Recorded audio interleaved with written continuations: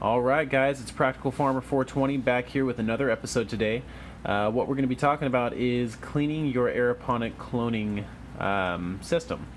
And between every single run, you always want to make sure that you give it a nice cleaning. That way you keep those waterborne pathogens at bay, and you give your little babies as much chance as they could have to grow up nice and strong and develop healthy roots as quick as possible.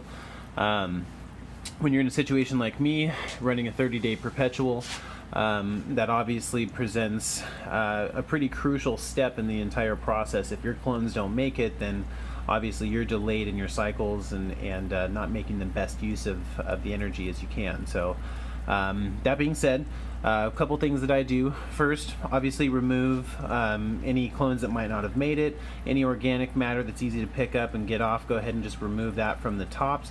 Make sure to check your bin as well too while it's unplugged for any clogged tips. Just go through those.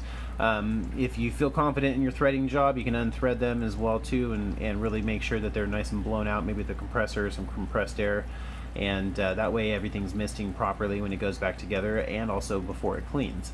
The other thing that you want to do is I just keep the water in there that was in there previously, and I add about a cup of bleach for about 5 gallons of water. So that ends up working out to about a 10% ratio, and I find seems to do the job pretty well.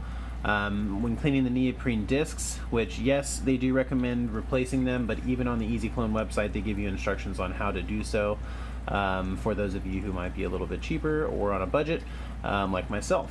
And so what you can do is you can take the discs out once you're done cleaning everything, and you can put them into a 5-gallon bucket with, again, about a 10% bleach solution, and go ahead and just weigh them down. You can just throw another bucket right on top of them just to make sure that they're fully submerged, and let them soak for about an hour.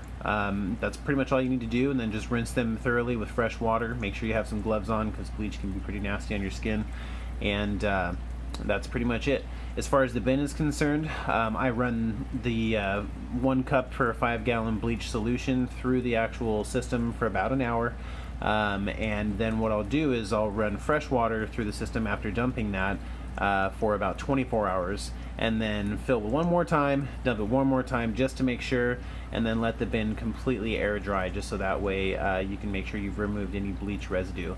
Once dumping the water out with the bleach solution, and then also again the fresh water, it is a good idea just to take a clean towel, wipe down the insides, wipe around the lid, just make sure that you keep everything as clean as possible. Obviously you've put a lot of effort into this, and at this point you don't want to screw it up for something as simple as that. So again, pump constantly on, removed it from the timers itself, and I also removed it from the actual room itself, which you guys might have noticed. And I don't want any bleach fumes or potential bleach splashing or any leaks or anything like that that might take place inside of the room, so just use common sense when doing that. For any questions, comments, please leave those below. I'd love to hear some feedback from you guys. Please, as always, like and subscribe, and it helps me stay motivated to continue to make these educational videos for you guys and to share my experiences. I'm not a pro, and I'm out there to learn, so please, if you have any tips, by all means share those in the comments. I hope everybody's having a great day, and thanks for stopping by and watching, guys. Alright, talk to you soon.